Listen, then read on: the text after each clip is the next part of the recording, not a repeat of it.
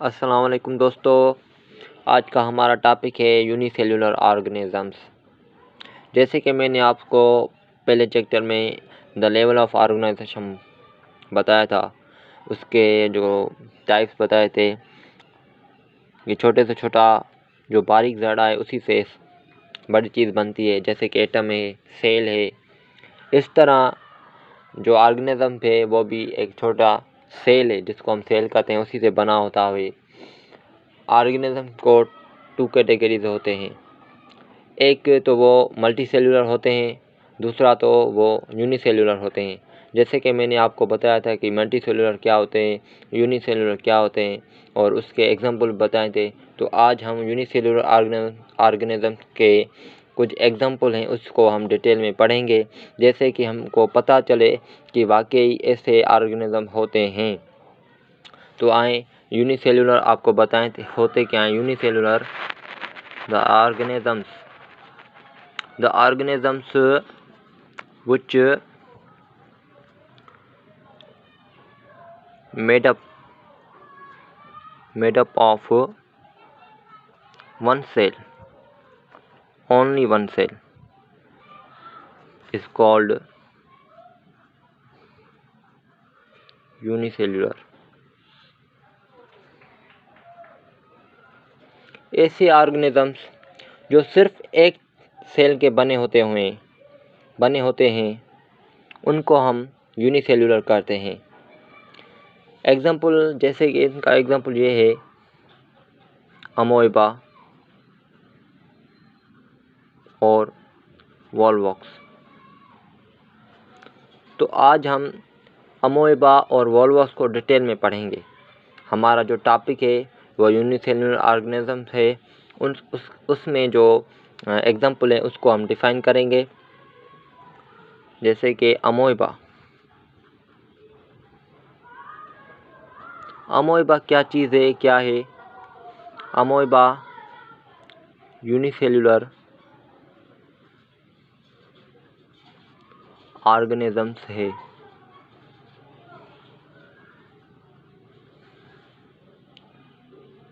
वो हमको कहाँ मिलता है, कहाँ रहता है?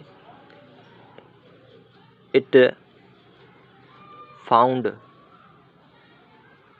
In the ponds and static water.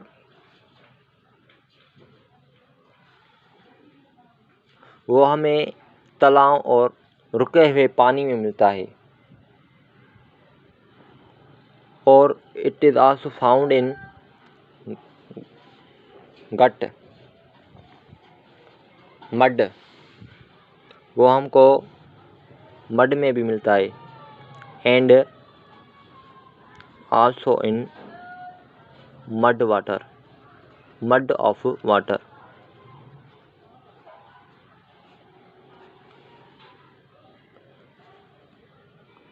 उसकी जो मेजरमेंट कितनी है, वो कितनी लेंथ का है, कितना होता है?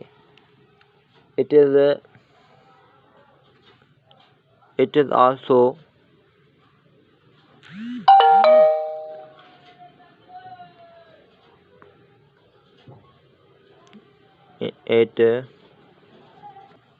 it is also it is measure is 0.25 millimetre.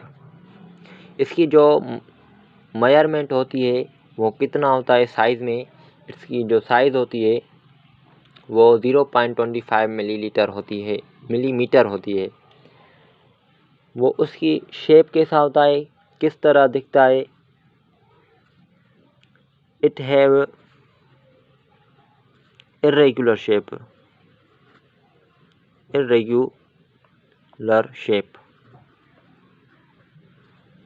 जैसे कि मैं आपको दिखाऊं,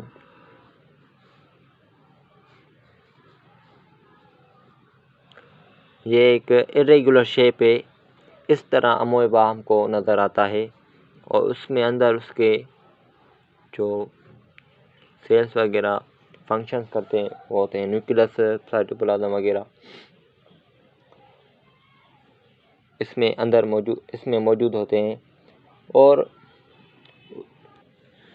इसकी जो बाहर की जो लेयर है ये क्या करती है, it's outer layer protect it's nucleus and cytoplasm.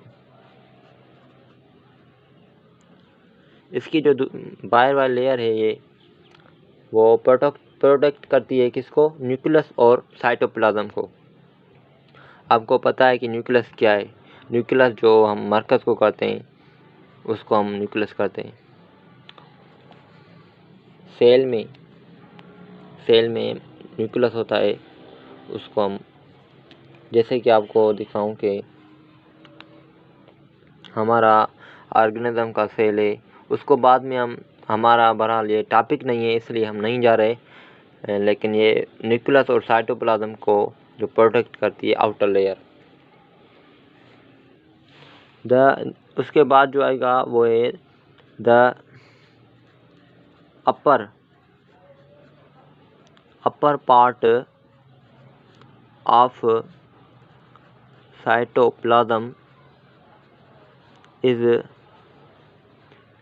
jelly-like structure,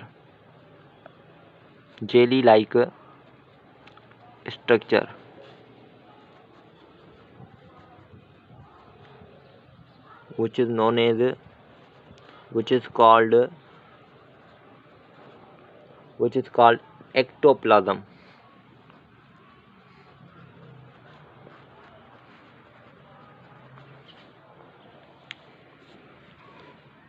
उसके बाद जो ऊपर वाला हिस्सा है जो साइटोप्लाज्म का, उसको हम एक्टोप्लाज्म कहते हैं। वो उसकी जो स्ट्रक्चर है वो कैसी है, वो एक जेली लाइक स्ट्रक्चर है। जैसे कि आपने जेली देखी, जेली लाइक स्ट्रक्चर, उस तरह लचकदार, इलास्टिक। उसके बाद उसका इंटरनल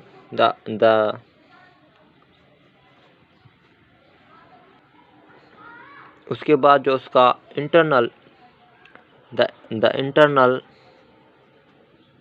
internal part of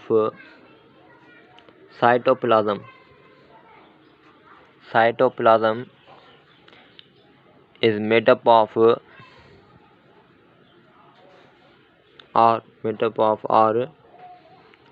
उसका जो अंदरूनी हिस्सा है साइटोप्लाज्म का, वो is made up of liquid like structure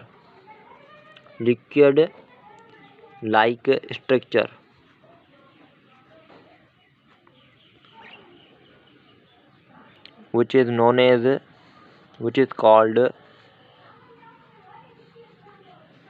is called endoplasm.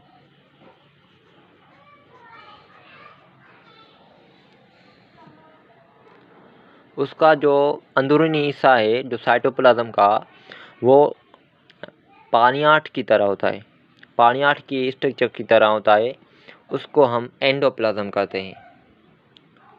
दोस्तों, ये अमोएबा है, एक यूनिसेल्युलर ऑर्गेनिज्म है। उसके बारे में हमने कुछ पॉइंट्स लिखी हैं।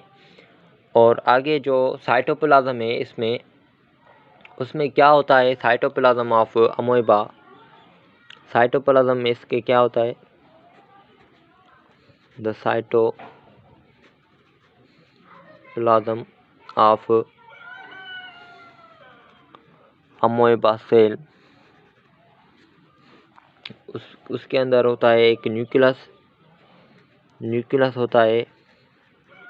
न्यूक्लियस क्या करता है, इट कंट्रोल ऑल द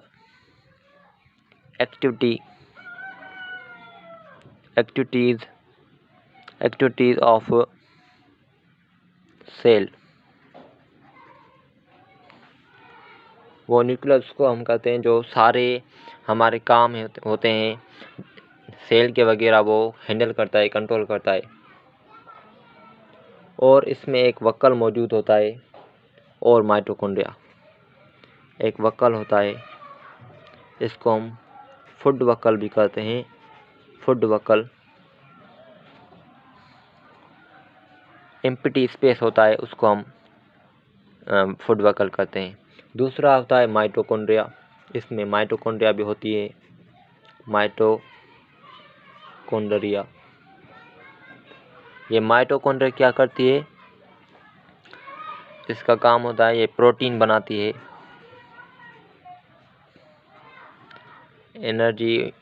इसको हम जो माइटोकॉन्ड्रिया को पावर हाउस ऑफ सेल भी कहते हैं। दोस्तों, तो ये साइटोप्लाज्म है।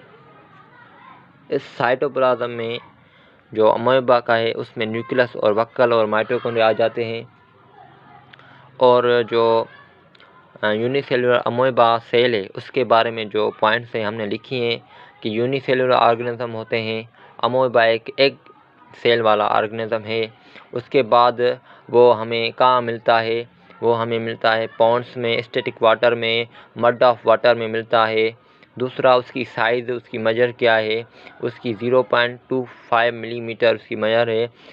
वो जो है उसका शेप कैसा है? उसका शेप है इरेगुलर, बेडोला शेप, जिससे हमें पता नहीं चले कि इसका शेप कौन सा है, किस तरह है, चौकुंडा है, इरेगुलर है, रेगुलर है, किस तरह का है, जिससे हमने कुछ भी पता ना चले कि कौन सा शेप है, उसको हम इरेगुलर कहते हैं।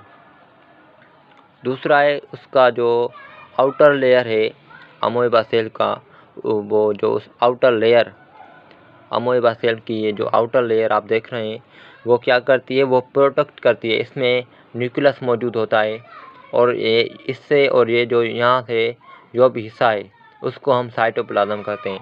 इस साइटोप्लाज्म में क्या होता है? इस साइटोप्लाज्म में लिक्विड्स मौजूद होता है। वो लिक्विड जिसमें माइटोकॉन्ड्रिया, वक्कल और न्यूक्लियस खुद मौजूद होता है।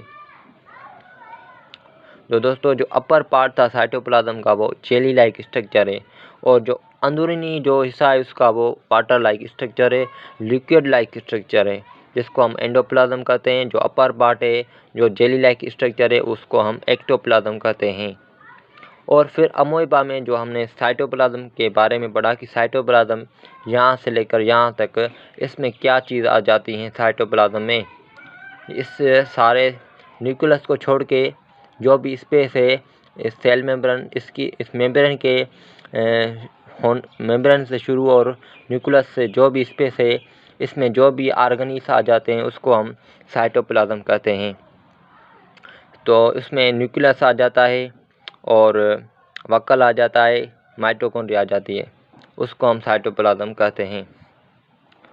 तो दोस्तों, अब हम इसकी जो मूवमेंट है, ये मूवमेंट कैसा करता है, चलता कैसे है? यूनिसेल्युलर है, एक ऑर्गेनिज्म उसको हम कहते हैं, तो जाहिर सी बात है ये मूवमेंट भी करता होगा। तो इसकी हम मूवमेंट कैसे लिखें?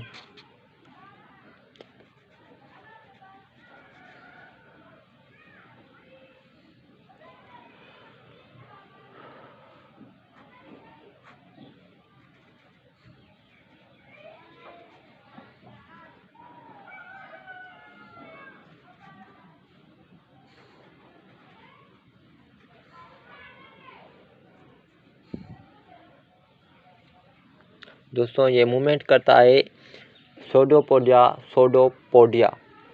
ये जो है एक झूठे पैर होते हैं जिनकी मदद से वो मूवमेंट करता है, जिसकी हम movement of amoeba, it moves with the pseudopodia. ये एक सोडोपोडिया हम छोटे पैर को कहते हैं, उनसे ये मूविंग करता है। तो दोस्तों, हमारा ये जो आज का टॉपिक है वो हमारा यूनिसेलुलर ऑर्गेनिज्म के हिसाब से कंप्लीट हो गया। हमने डिटेल में पढ़ा अमीबा के हिसाब से, अमीबा क्या है, एक यूनिसेलुलर है, सारे फीचर्स सारे फीचर्स जो ऑर्गेनिज्म में मौजूद होते हैं इसमें भी मौजूद हैं। ये भी एक अजीब बात है कि एक सेल से बना हुआ ऑर्गेनिज्म, उसको ऑर्गेनिज्म कहते हैं। सारे फीचर्स, न्यूक्लियस, साइटोप्लाज्म, माइटोकॉन्ड्रिया, वो मूवमेंट करता है, वो अपना फोटोसिंथेसिस, वो अपना खादा खुद बनाता है। ये अपना जो तो दोस्तों, I think it is clear now that the concept of unicellular organisms. I thank you all. Please share my YouTube channel and share and like it and subscribe. It is very clearly conceptually lecture which is give you very benefits to understand, which is you can also gain knowledge from this lecture. I thank you all very.